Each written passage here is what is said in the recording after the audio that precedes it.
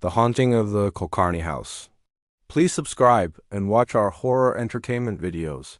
Friends, we work tirelessly to create videos for our channel, and your support is our lifeblood.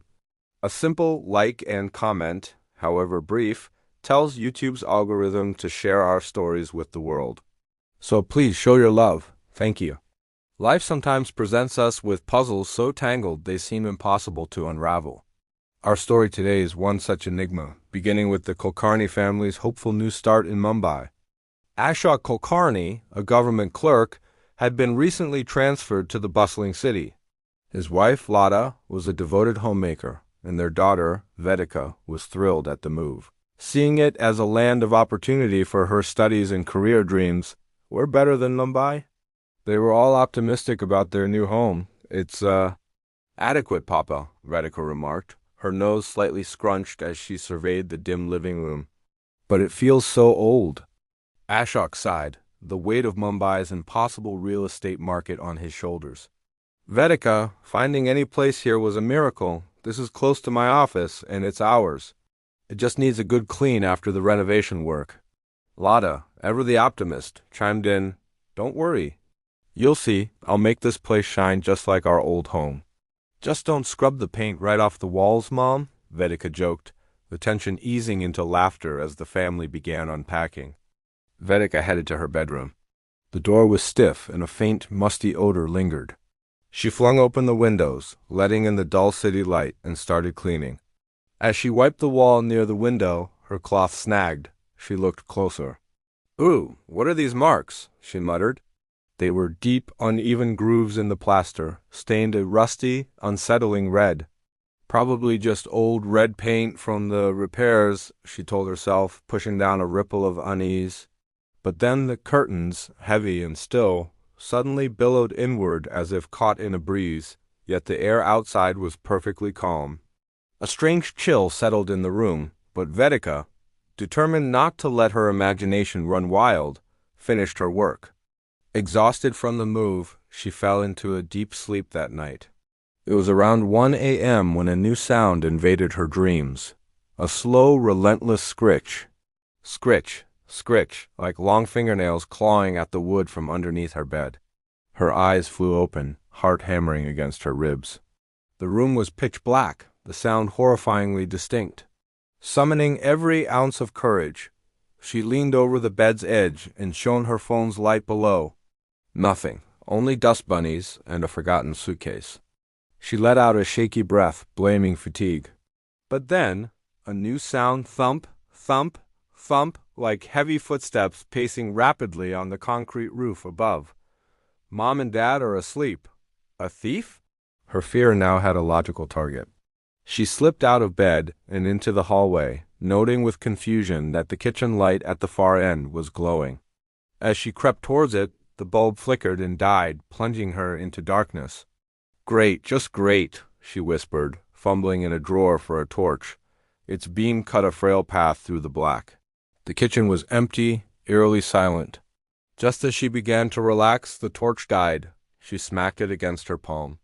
It flared back to life, illuminating the figure of her mother, Lada, standing silently in the doorway. "Mom, you scare me half to death." Vedika gasped, a laugh of relief catching in her throat.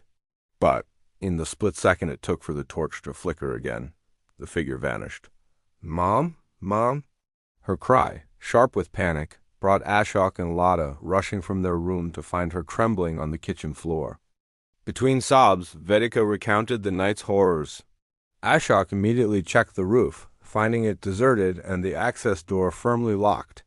"It was just a bad dream, Beta," Lada soothed, stroking her hair.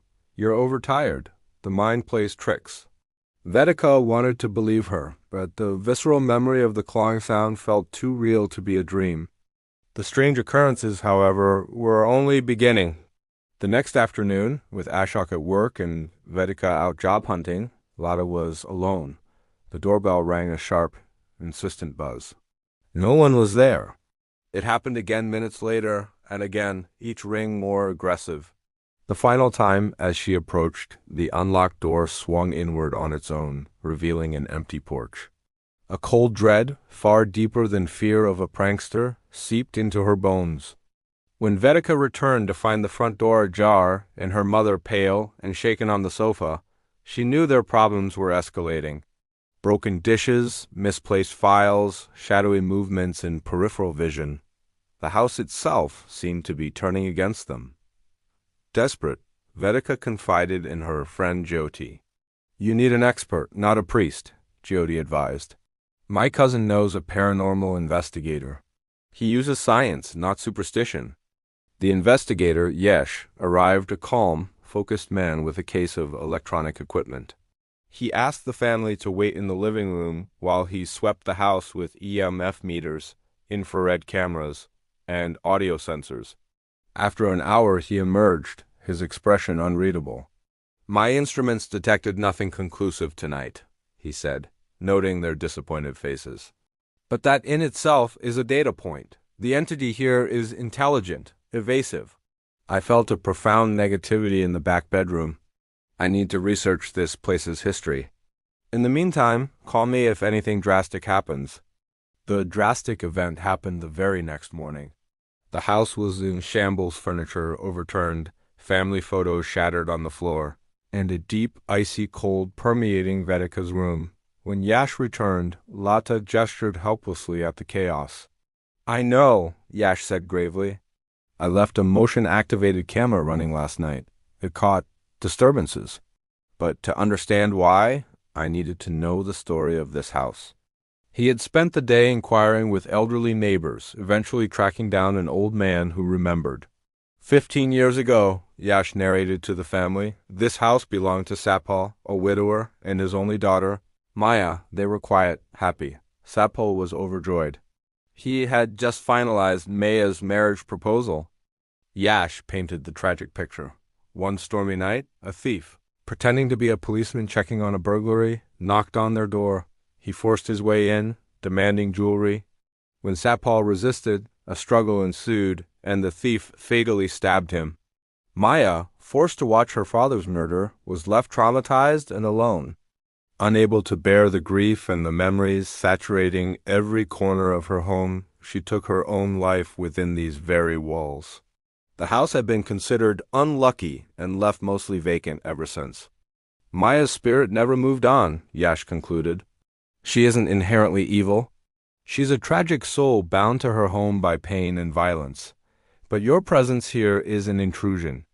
The scattered files, the broken objects, these aren't attacks but warnings. She is trying to make you leave. My attempt to communicate with her confirmed it. Her message was clear. This is my home. You must go. The family sat in stunned silence. The fear they felt now was laced with a heartbreaking pity. What do we do? Ashok finally asked, his voice hollow. There's no ritual to force a spirit like this to leave a place it guards so fiercely, Yash said softly. The only solution is for you to leave. For your own safety and peace, you must vacate this house. The Kulkarnis didn't need further convincing. Within a week, they had packed their belongings and moved to a small, bright apartment across town.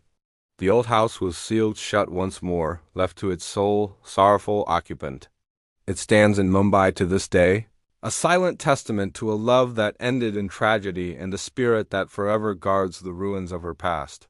Friends, what are your thoughts on this chilling tale? Do you believe such attachments are possible? Let us know in the comments below. If you enjoyed this journey into the paranormal, please show your support, like, subscribe, and hit the bell icon so you never miss our next story. Your engagement is what allows us to bring these mysteries to you. Thank you for watching.